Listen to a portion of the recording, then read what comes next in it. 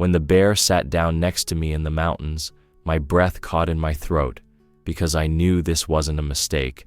I wasn't some tourist stumbling into trouble. I've been a shepherd most of my life. These mountains raised me. I know every ridge, every wind, and I know bears, not personally, of course, but enough to respect them. They keep their distance. You keep yours. That's the rule. That morning felt like any other. The sky was pale gray, the kind that promises either rain or secrets. My sheep grazed along the slope, bells clinking like quiet prayers. I was sitting on a flat rock, drinking the last sip of lukewarm tea from my tin mug, when I noticed something in the dirt. Tracks. Big ones. Fresh. Bear tracks don't scare me anymore. You see them now and then, and life goes on. I remember thinking, probably passed through last night. I didn't even tell the dogs. I just sat there, letting the silence hum in my ears. But then the silence broke. It wasn't a twig snap. It was heavier, like someone shifting weight on the earth itself. I froze. My first thought was wolf, but wolves don't sound like that. I turned my head slowly, and there he was, a bear, a massive brown wall of fur and muscle, no more than 10 steps away. I swear, time cracked in half. Everything in me screamed move, but I couldn't. My legs went dead, my heart started punching my ribs. The dogs? Gone. They'd vanished like smoke. Just me, the sheep, and this king. He didn't charge, didn't growl, didn't even look hungry. He just walked, calm, deliberate, and then sat down, right next to me. I could feel the heat coming off him, like standing too close to a fire. My throat locked up.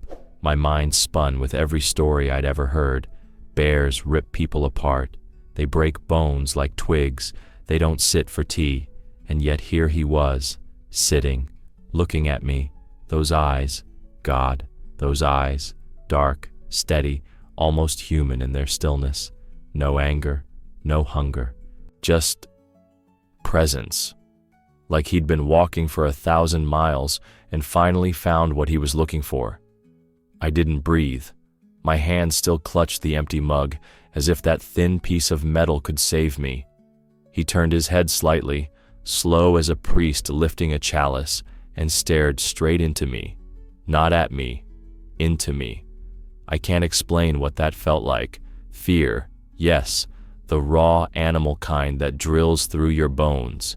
But there was something else under it, something that shouldn't be there. A calm, like, if he wanted me dead, I'd be dead already.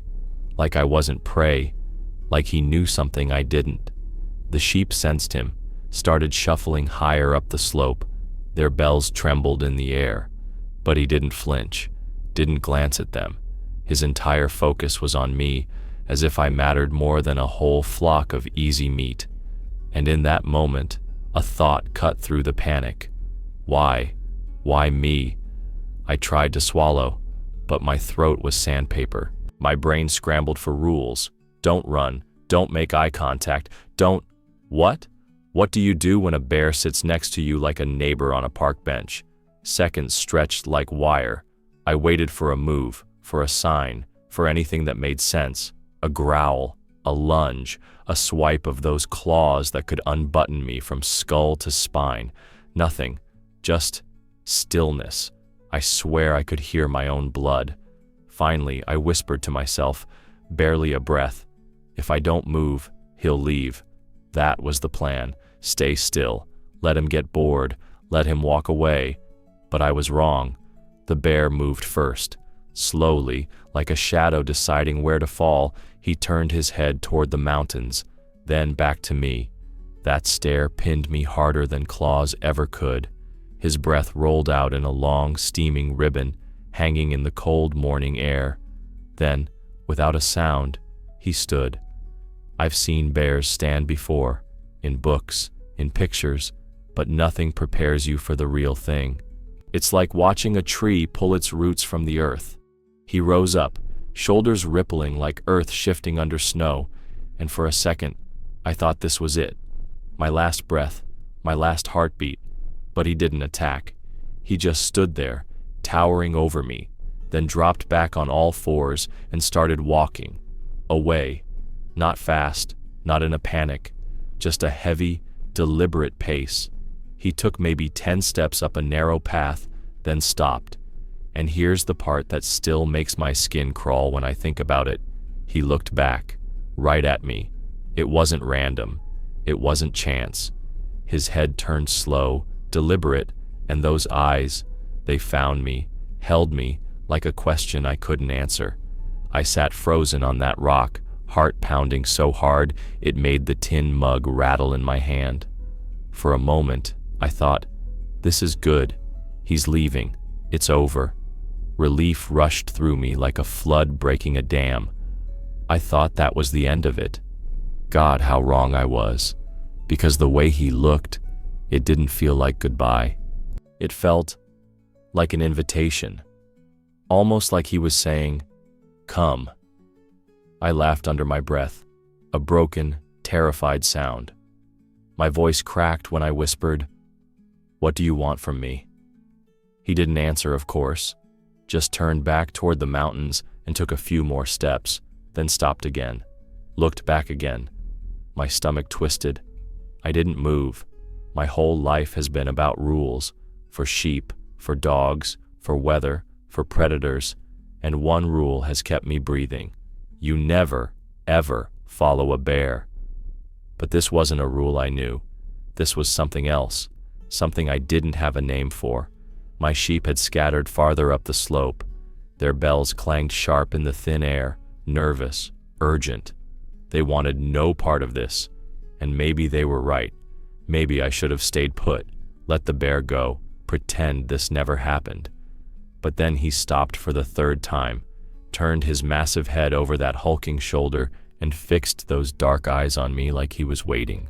I don't know why, but my chest tightened. My mind was screaming, run. My legs, they didn't listen. They just stood me up. The air burned cold in my lungs as I took a step forward. Then another, each one heavier than the last. My boots scraped the dirt, loud as thunder in that silence. And the strangest thing? He didn't move, didn't growl, didn't even twitch. He just watched, steady as a mountain, until I came close enough to hear his breath again. Then, and I swear this happened, he turned and started walking. Slow, measured, like he knew I was behind him, like he wanted me there. Every instinct screamed, you're insane. You're walking into your own grave. But something else, something deep, something I can't explain, pushed me on.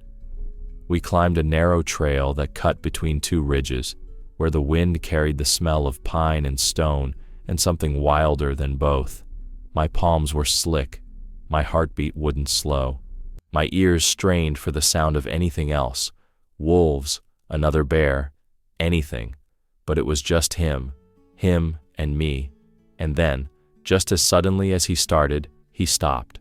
Dead still. The muscles under his fur tensed like a bowstring. I froze too. He turned his head toward me again.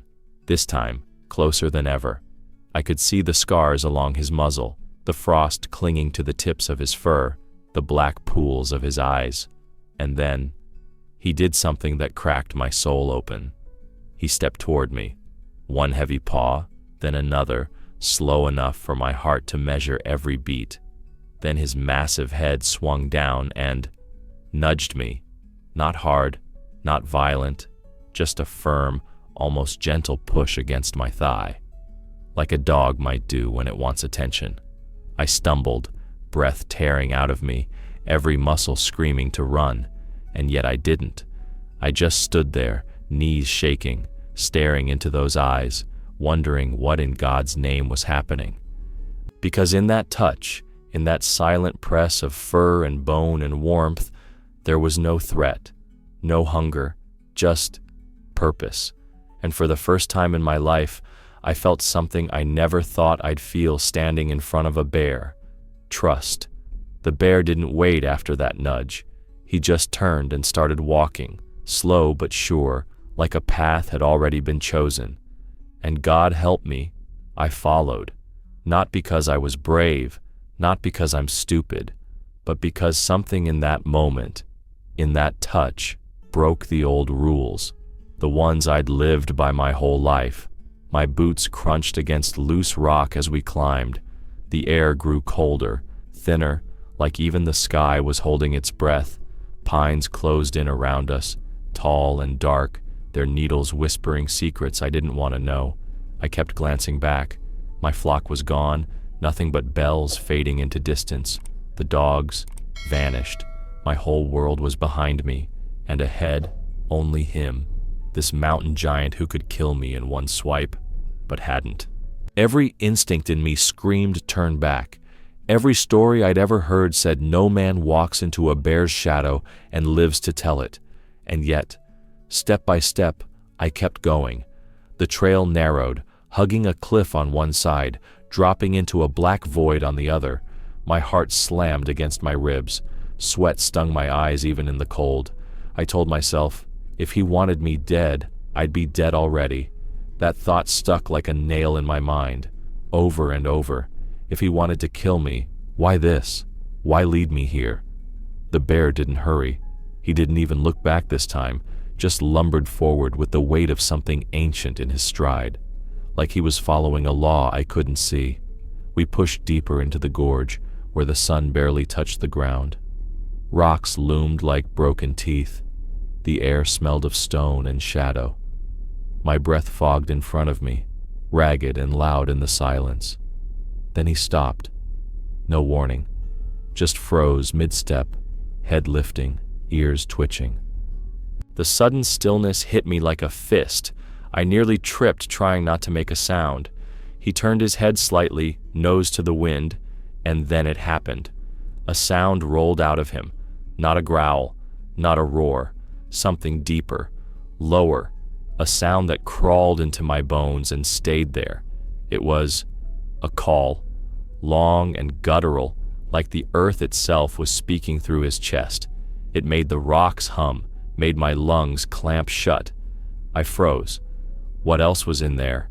Because that's what it felt like. A message sent to something unseen, something waiting in the dark beyond that bend in the gorge. Every hair on my neck stood up. My brain fired pictures I didn't want. Another bear, bigger than him, crouched in the shadows.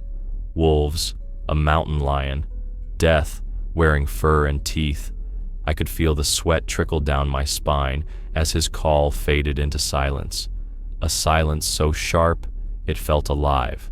I braced myself, fists clenched, ready for an avalanche of fur and rage, ready for my body to hit the rocks and never rise again. Seconds stretched, 10, 20, 30, nothing. Then, a sound came back, but it wasn't a growl. It wasn't even close. It was high, thin, fragile, a cry, so faint it barely touched the air, like the voice of something small, something helpless, and it wasn't an animal sound. Not the way I know animal sounds. It sounded wrong, human, almost. A sob choked by distance and fear. My heart jerked sideways. My breath shattered in my throat. No, that's not possible. The bear's head lifted higher, ears sharp, listening. Then, without looking back at me, he started moving again. Faster this time, a low urgency in his steps, stones scattering under his weight. And me? I followed. I couldn't stop if I tried. That cry had burned itself into me like fire on skin. Because in that single sound, every fear I had broke into something else, something worse, something heavier than any bear's shadow. What in God's name was waiting for us up there? That sound wouldn't leave my head. Thin, sharp, almost like a child crying through a wall of stone. I blinked hard, trying to shake it out. Maybe it was the wind, twisted through the cliffs. Maybe I was losing my mind. God knows fear can make you hear things. But the bear heard it too. I saw it in the way his ears twitched, the way his whole body shifted forward, tense with purpose. Then he moved, faster now, claws scraping rock, shoulders rippling under that heavy fur like rolling earth, and I followed. God help me, I followed. Every step felt like a choice between sense and madness. My boots skidded on scree, heart battering my ribs, lungs slicing cold air into shards. That cry came again, faint, desperate, like something calling from the edge of the world. What is that? What is that? The gorge narrowed to a knife edge, jagged cliffs rising like broken walls. The bear threaded through as if he'd walked this path 1,000 times. I stumbled behind, grabbing roots, scraping palms raw. The sound grew clearer, higher now, frantic, beating against the silence. And then I saw it. At first, I thought it was a trick of the light, a pale shape clinging to the gray. But then it moved, a small body wedged on a sliver of rock, trembling so hard it shook dust into the abyss below.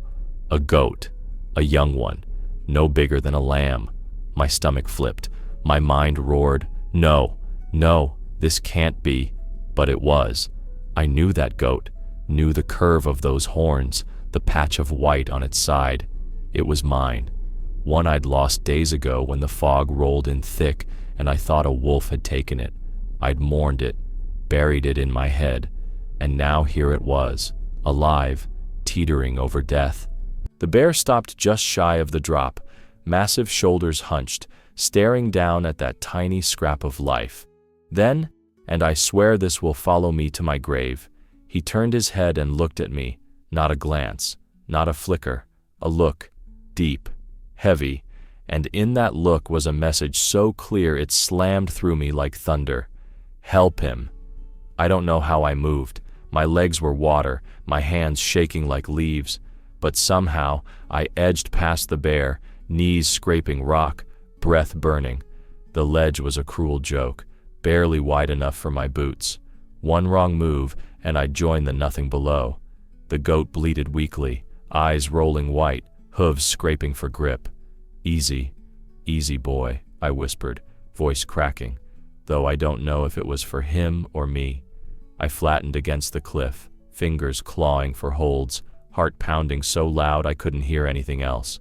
One more step, then another. The drop yawned black beneath me. When I reached him, he jerked back in terror, nearly pitching off the edge. My gut turned to ice. I pressed closer, murmuring nonsense, soft as prayer. My hands closed around his small, shaking body, and I felt his ribs flutter like a bird's wings. With every ounce of strength, I pulled him in, cradling that fragile life against my chest. My boots slid, gravel skittering into the void, but I held on. God help me, I held on. When I crawled back to solid ground, my knees buckled. I just sat there, clutching that goat like a lost child, breath tearing in and out. I looked up at the bear. He was still there, still watching. For a moment, the world stopped. Just me, the goat trembling in my arms, and that giant standing like a mountain come alive. His eyes met mine, and something in me broke wide open, because in those dark pools, I didn't see hunger, didn't see instinct. I saw recognition, gratitude.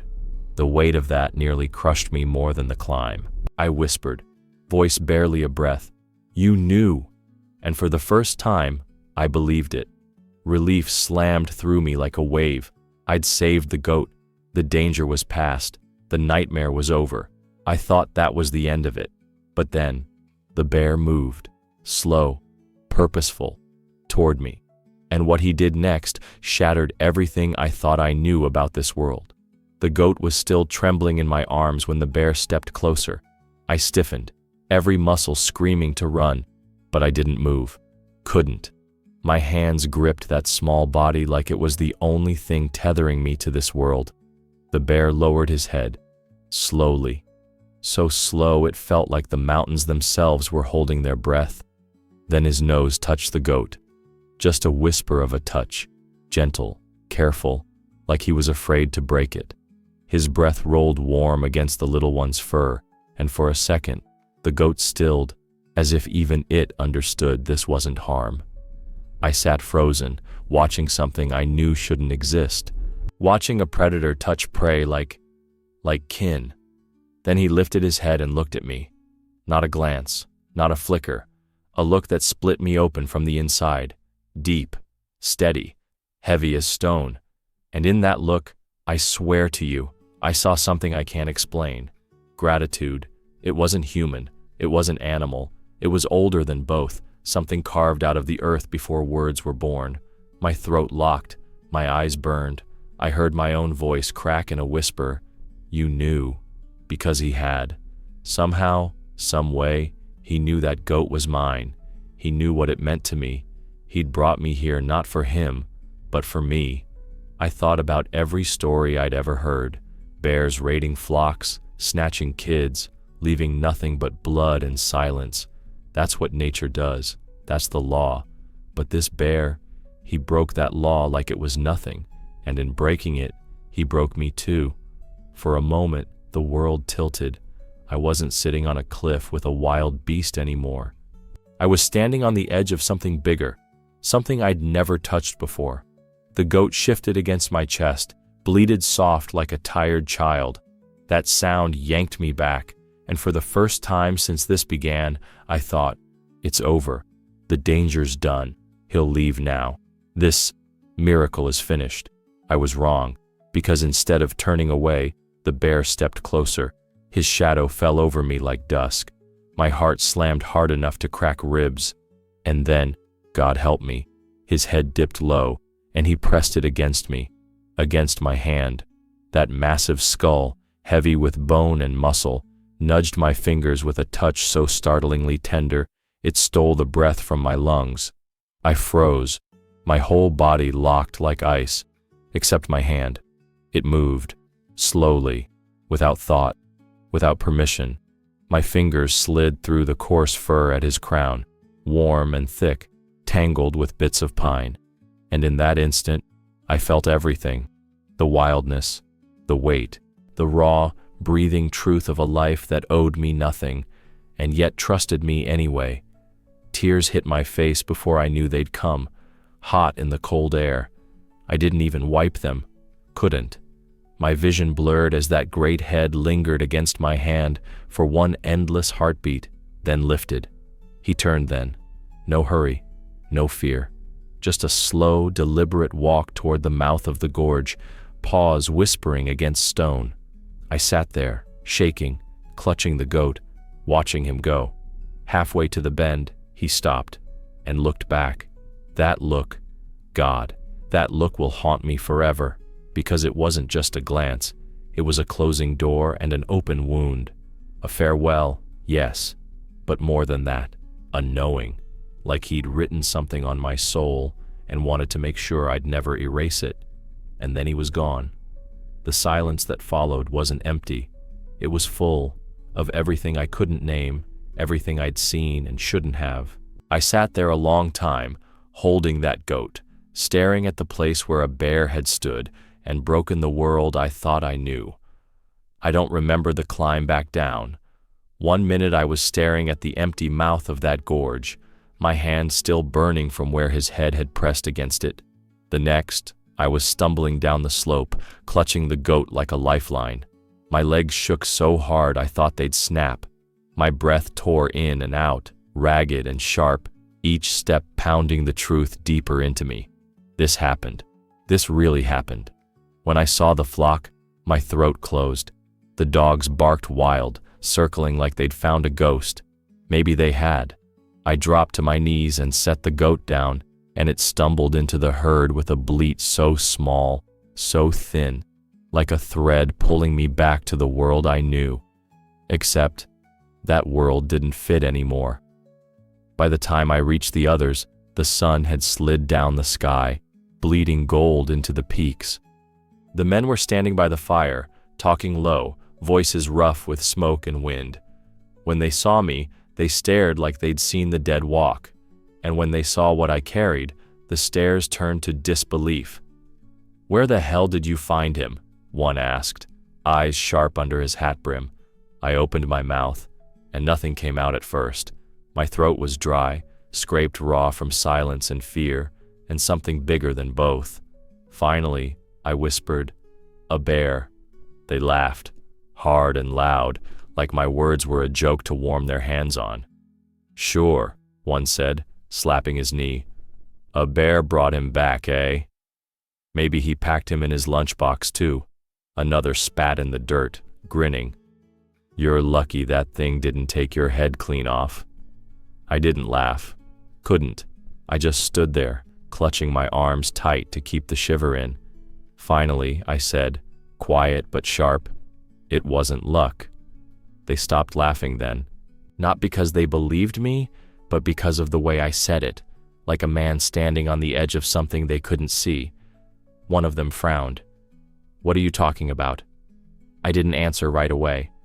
My eyes slid past them, past the fire, past the sheep huddled close against the wind, to the mountains rising black against the bruised sky.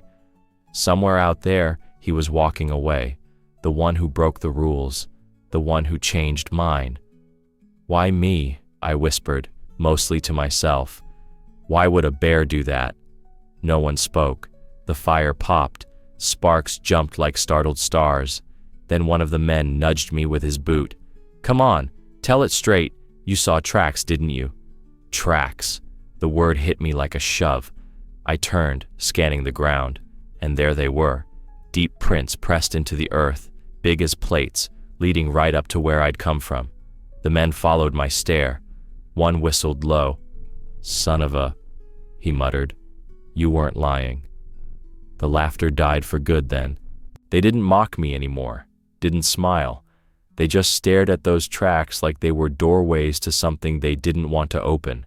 Finally, the oldest of them, a man with eyes like old wood, said, "You were lucky." I looked at him, looked hard, and for the first time, I said it out loud. It wasn't luck. It was something else. I didn't tell them about the look in his eyes. I couldn't. They wouldn't understand. Hell, I didn't understand. But I knew this much. I saw in his eyes more humanity than in some people I know. The words tasted strange, like they didn't belong in this world. But they were true. Every syllable. The men said nothing after that. They just went back to the fire, quiet now, like the wind had stolen their tongues. Me? I sat apart, staring into the dark where the mountains swallowed the day. My hands still smelled of his fur, sharp and wild and real. And no matter how hard I tried, I couldn't shake the feeling that something in me had been rewritten on that cliff. The mountains felt different after that day, or maybe it was me. I tried to go back to normal, to long hours on the slope, the cold bite of wind, the rhythm of bells. But every sound, every shadow made my chest ache like a bruise I couldn't touch. Nights were the worst. I'd sit by the fire, staring into the glow, and the pictures would come. His head pressed against my hand, that look in his eyes, heavy with something I didn't have a name for, over and over, like a song stuck on a single note. I didn't tell the men more than they already knew. What could I say? That a bear led me to a goat I'd given up for dead? That he touched me like a friend, not a beast? They'd laugh, or worse, they'd believe me, and I wasn't ready for either, so I carried it alone. And the strangest thing, it didn't feel heavy. It felt clean, like the air after rain.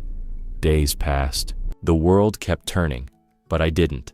Not in the same way. I started noticing things. The way my flock pressed close against the wind. The way the dogs waited for my voice before they ran. And my voice changed. Softer. Not the hard bark I used to throw like stones. Because I realized something. Words can wound. You don't need teeth for that. You don't need claws. But a gesture, a simple, silent gesture, can heal more than you'll ever know. That bear never spoke a word, but what he said in that moment, it rewrote the map inside me. I stopped snapping at the dogs, stopped cursing the stubborn ram that always broke line. I even stopped hating the cold so much.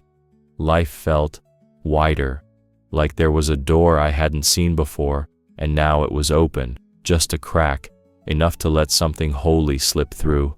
I thought about him every dawn, wondered where he was, what ridge carried his weight that day. I told myself I'd never see him again, that it was a single miracle, one flicker of lightning that never strikes twice. I believed that, until the morning I didn't. It was early. The kind of early that makes the sky feel unfinished. Mist draped the slopes like torn cloth. The flock stirred slow, hooves crunching frost. I was scanning the ridge for strays when I saw it. A shadow, tall, still, cut sharp against the paling sky. My breath locked. I knew that shape. I'd know it if I were blind. The bear. He stood there, far off, a dark monument in the mist. He didn't move, didn't need to, just stood, looking down at me across the gulf of stone and silence. I don't know how long we held that line, him on his throne of rock, me rooted to the earth below. My chest hurt, my hands shook, and then he turned. Slow as dusk, he slipped into the fog, and the ridge swallowed him whole. I never saw him again, but that moment, that shadow, that stillness, stitched itself into me, a thread I'll carry to the grave. If someone told me this story, I'd call them a liar. I'd laugh, shake my head, spit in the dirt and say, "You've been drinking." But this isn't a story I heard. It's a story I lived. And some nights, when the wind slides through these mountains like a ghost, I still wonder if I dreamed it all. But then I remember the weight of his head against my hand, the heat of his breath on my skin, the smell of fir and pine. You can't dream that real. So I swear on my life, on every stone of these hills. It happened. I saw it. I felt it. And it broke me in ways I didn't know a man could break. Because that bear taught me something no human ever could. Nature doesn't need words. And sometimes, silence hits harder than fists. People fight with their mouths more than their hands. They tear each other apart with sharp tongues and cold eyes. I've seen men spit words like bullets, and I've seen what they do to a soul. But a bear, a wild thing that owes you nothing. He spoke louder with one gesture than all the sermons I ever sat through. When he pressed his head against me, it wasn't power, it wasn't threat, it was trust. And that trust, it carved me open, made me softer in a way I didn't know I needed. I keep thinking, why me? Why not some hunter, some hiker, some other soul? Maybe there's no reason. Maybe there's every reason. Maybe nature doesn't waste her miracles. I don't tell this story to most folks. They wouldn't understand. Hell, half the time, I don't either. All I know is this. When I lay down at night and close my eyes, I don't see his teeth. I don't see his claws. I see his eyes. And in those eyes, black as river stones, deep as old earth, I saw something that made me feel small and holy all at once. Something that said, "You're part of this. Don't forget it, so I won't. Not ever." If you're listening to this and your heart's beating hard right now, if your throat feels tight and your skin's alive with something you can't name, you understand.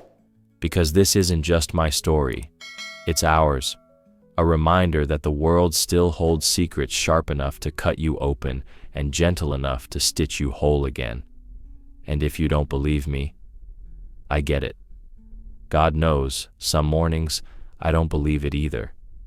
But I'll tell you this. If you ever find yourself on a high ridge with only wind and silence for company, look hard at the shadows. You might find out the world isn't as wild as you think. Or maybe it's wilder than you'll ever understand. If your heart skipped a beat just now, you understand. Subscribe. Here, we share true stories nature doesn't want you to forget. If you believe animals remember kindness, right, nature speaks without words.